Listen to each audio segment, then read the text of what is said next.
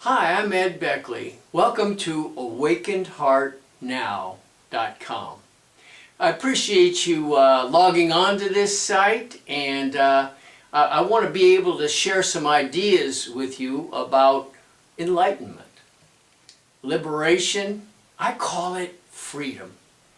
Well, first of all, I've been on this path almost 50 years. And for many people out there, we talk about enlightenment, we talk about awakening. And I think I have some things to share with you that you're going to want to hear about. I think I have some steps that can really help facilitate your progress, your spiritual progress. And if you fill in to the side over here, the little email thing here, you'll have an opportunity to get a series of emails, and it's going to be with respect to exactly what I'm talking about here. Okay, without further ado, let's talk about the various levels of enlightenment. Number one, we're going to talk about how your conditioning has shaped, molded, and sculpted you. Many people say, I have free will. I can do exactly what I want. Well, not really. Because you see, you've been programmed by well-meaning teachers, parents, your activities, your life, your values, society. All of these people have shaped, molded, and sculpted you, including your genetic makeup. That's right. Many people call that karma.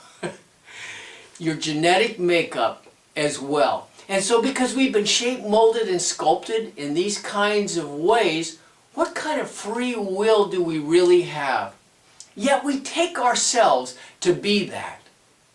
And you know what that is? That's called ego. We're talking about going beyond ego. We're talking about transcending ego.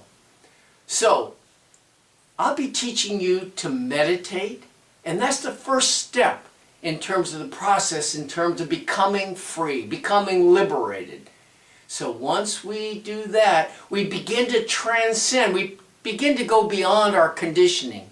Because when we're in conditioning, we're simply in slavery. Slavery to the past. Slavery to our past karma. Make sense? Number two, as you begin to meditate and become more aware of this, what starts to happen is a new dimension of life begins to stabilize. You see, we're used to functioning based on our physical level, our mental level, our emotional level. What starts to happen is we have a waking, we have a dreaming in life in terms of consciousness, and a deep sleep in which most of us are kind of knocked out. Well, what happens here, as you begin meditating, you open up a new dimension. It's the fourth state of consciousness. Yeah, I didn't know there was another state. And this state is the transcendental state of consciousness.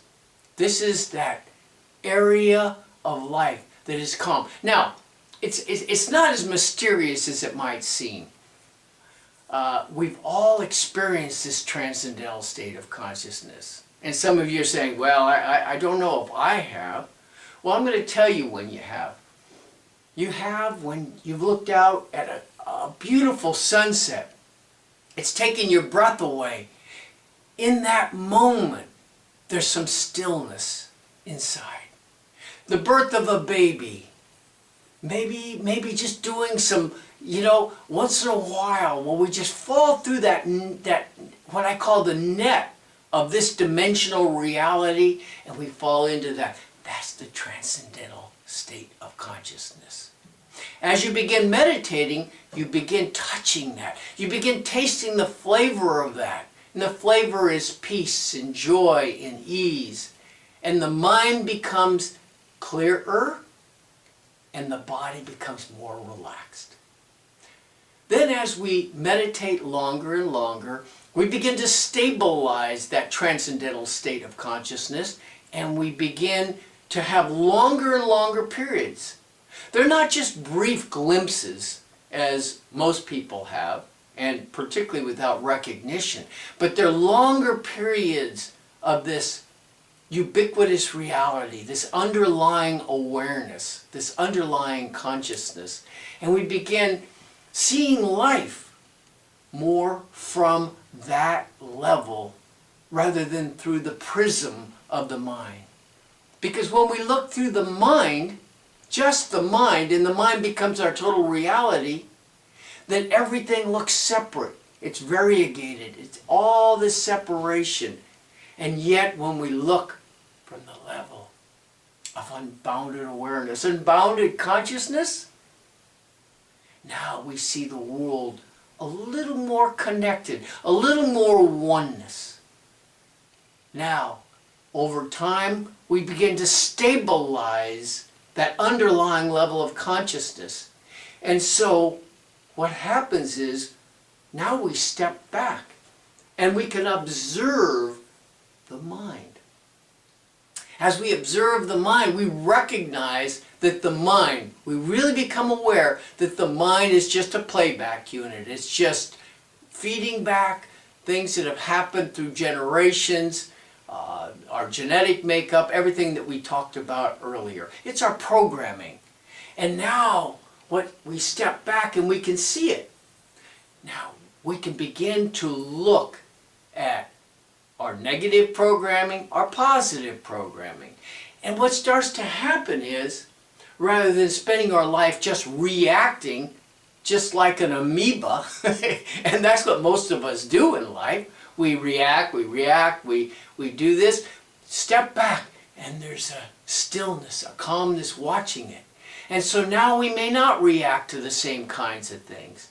So it begins to unravel. That conditioning doesn't get ratified. It doesn't get reinforced.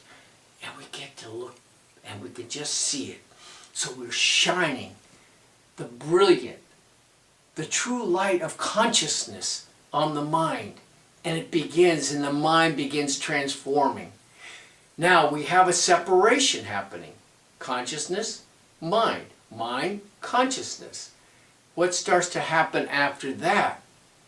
Well, it's beautiful, because the refined level of that is you start appreciating the finest fabric of life. You start appreciating it with so much love. Why? Because you start seeing the unity of life. You start seeing the connectedness. This God consciousness, I like to call it. It's beautiful. It's a deliciousness. And as I said, we begin seeing, we begin feeling, and we begin perceiving life more through the heart than the mind. And then ultimately, as we transform further, we begin reaching one of the pinnacle levels called unity consciousness. In unity consciousness, the ego mind is no longer functional in the same way. It still operates, because you got to do, the workaday stuff, the things that you're going to do step by step, things like that. But you eliminate worry. You eliminate fear forever. You begin to eliminate desire. But what you do is you still function, and you live life in more of a dance. Like my book, Dance of a Rich Yogi. It's a dance, and it becomes much more of a celebration. So I invite those of you who are interested in taking this journey, taking a journey that I promise you will lead you to liberation and freedom. Simply fill in the form to the right, and I'll be sending you several email videos similar to this one that will begin taking you step by step and giving you a wonderful vision of enlightening possibilities. Thank you very much. I appreciate your time.